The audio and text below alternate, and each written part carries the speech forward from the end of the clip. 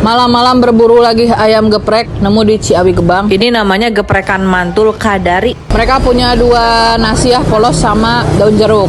Nah, menunya ada ayam geprek sama yang utama crispy bakar yang lagi viral. Kalian harus coba guys, ini pedas banget. Dan harganya mulai 8.000 aja. Buka jam seberapa? Buka dari jam 11 sih, sampai jam setengah 9. Nah, katanya itu cabang. Iya. Kalau yang pertama ada di Garawangi, perbatasan Garawangi Purwasari. Nah, ini menunya ada apa aja? Menunya ada ayam geprek, sambal merah, sama ada crispy bar yang utama, crispy bakar. Nasinya ada nasi polos biasa sama nasi daun jeruk. Bismillah, wabkeun.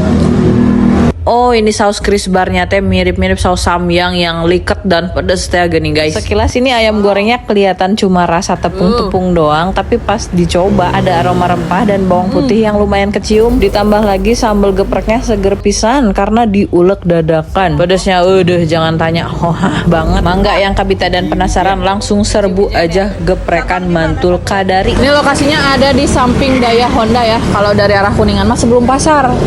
Larisin be.